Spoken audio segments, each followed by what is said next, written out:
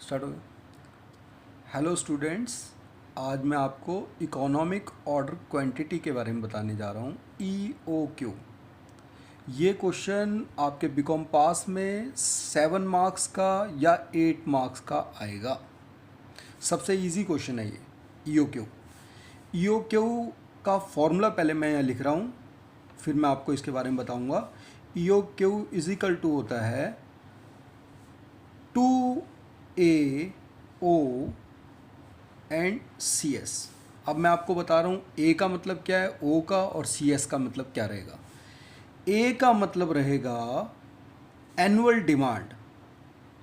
Annual demand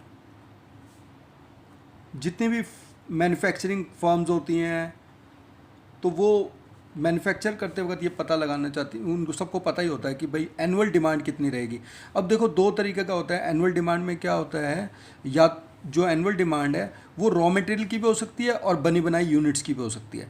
तो annual demand raw material की भी हो सकती है, रॉ मटेरियल की, या फिर कई फर्म्स होती हैं जो बनी बनाई चीज़ें ला के बेचती हैं आगे, यूनिट्स में भी हो सकती हैं।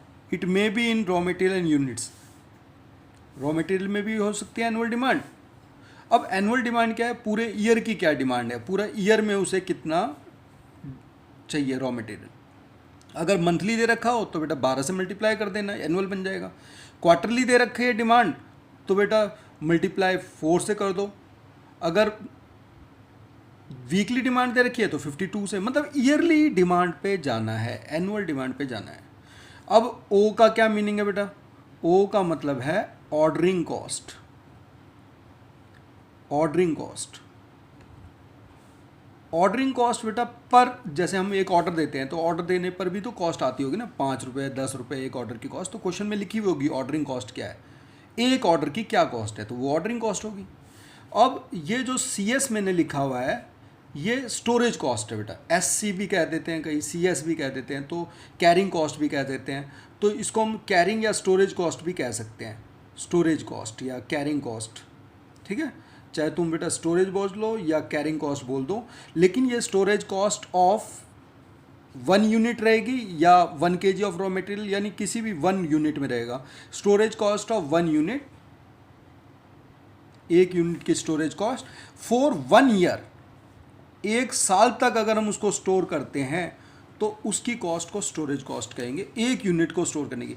कई बार तो ये डायरेक्टली 5 रुपीज़ 10 रुपीज़ गिवन में आएगी, और कई बार क्या होगा, अगर ऐसा गिवन नहीं आया तो बेटा एक यूनिट की कॉस्ट दे रखी होगी, कॉस्ट दे रखी होगी CPU, और स्टोरेज कॉस्ट परसेंटेज में होगी। तुम इसको इंटू R/100 कर देना, कॉस्ट पर यूनिट को मल्टीप्लाई कर देना R/100 से, जो रेट दे रखा होगा स्टोरेज का, इससे तुम्हारा CS आ जाएगा। तो A, O और CS, A एनुअल डिमांड है, O ऑर्डरिंग कॉस्ट है, और CS जो है वो स्टोरेज कॉस्ट है। ऐसा करने से हमें EOQ मिल जाएगा, इकोनॉमिक ऑर्डर क्वांटिटी, जो ज़्यादातर एग्जाम में पूछा जाता है। अभी मैंने इसका कोई प्रैक्टिकल क्वेश्चन तो अभी दिया नहीं है तुम्हें करने के लिए, सिर्फ मैं बता रहा हूँ A, नॉर्मल बता रहा हूँ। A यहाँ से वापस शुरू कर रहा हूँ एक बार। A जैसे मान लो किसी फर्म की मंथली डिमांड जो है, यूनिट्स की मंथली डिमांड दे रखी है 2000। अगर देखो बेटा 2000 मंथली डिमांड है तो इसको 12 से मल्टीप्लाई कर दिया तो ये हमारी आ गई 24,000। और यही अगर हमारी क्वार्टरली डिमांड होती तो 4 से मल्टीप्लाई कर दे, अगर यही हमारी वीकली डिमांड होती तो 52 से मल्टीप्लाई करते, तो ये हमारी एनुअल डिमांड आ गई, A आ गया। उसके बाद O, क्वेश्चन के अंदर O लिखा होगा, ऑर्डरिंग कॉस्ट लिखी होगी। लेट एज्यूम कर लेते हैं अभी तो फिलहाल कि मान लो 50 रुपये दे रखी है ऑर्डरिंग कॉस्ट, एक ऑर्डर की कॉस्ट 50 रुपीज़ है। ठीक है, तो ये हमारे पास ये यूनिट्स आ गई, एनुअल डिमांड आ गई कि एनुअल डिमांड कितने यूनिट्स की है, यहाँ पर ऑर्डरिंग कॉस्ट आ गई, और CS cost of storage, storage cost. मान लो, एज्यूम कर रहे हैं, मान लो एक यूनिट का जो प्राइस है उसे मैं CPU कह रहा हूँ, कॉस्ट ऑफ पर यूनिट या कॉस्ट रॉ मटेरियल के एक यूनिट की कॉस्ट, मल्टीप्लाई बाय रेट। कई बार तो बेटा ये डायरेक्टली गिवन होगा और कई बार इनटू रेट करना पड़ेगा। मान लेते हैं कॉस्ट जो दे रखी है, कॉस्ट वैसे क्वेश्चन में मैंने लिखी नहीं है, लेट एज्यूम कर लेते हैं कि कॉस्ट जो है एक यूनिट अगर हम लेकर आते हैं तो वो मान लेते हैं कि 10 रुपीज़ की है। ठीक है। और कॉस्ट ऑफ स्टोरेज जो है मान लो क्वेश्चन में दे रखी है 20%, तो 10 रुपीज़ का कितना परसेंट हो गया बेटा? 20%। तो ये आपका आ गया 2 रुपीज़। अब हम EOQ निकालते हैं। ये बेटा देखो EOQ लिखा और इसको अंडर रूट में लिखा, ये फॉर्मूला लगाया 2 multiply A multiply O upon में CS। बड़ा इजी सा है। ये देखो 2 यहाँ लिखा, यहाँ लिखा एनुअल डिमांड। एनुअल डिमांड आपकी कितनी है बेटा? 24,000 हमने अभी बताई। ओ हमारी ऑर्डरिंग कॉस्ट है जो कि 50 रुपये है, और कॉस्ट ऑफ स्टोरेज अभी निकाला, 1 यूनिट मान लेते हैं 10 रुपये की थी, उस पर स्टोरेज कॉस्ट 20% था तो 2 रुपये आया, तो वो ये 2 रुपये लिख दिया। अब बेटा आगे तो आपको पता ही है, इसको रूट से बाहर निकालेंगे, हमारा आंसर आ जाएगा, है ना।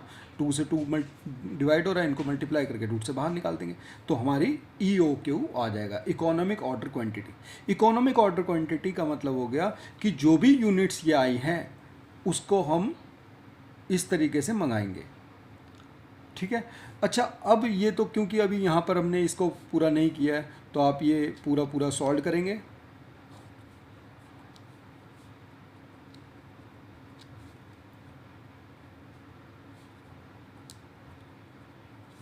तो बेटा कैलकुलेटर से रूट से बाहर निकाल देंगे, ठीक है। ओके बेटा, ये EOQ आपका हो गया बेटा।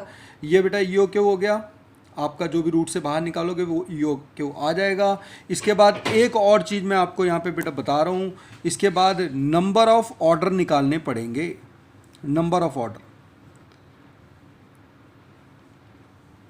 Number of order, number of order का मतलब हम कितने ऑर्डर देंगे। अब बेटा मंगाना कितना है? 24,000 यूनिट मंगानी है पूरे साल में। 24,000 पूरे साल में अगर हमें मंगानी है और हमारा EOQ का ये आंसर है, ये अभी रूट से बाहर निकाला होगा, तुम्हारा रूट से आ गया होगा आंसर, तो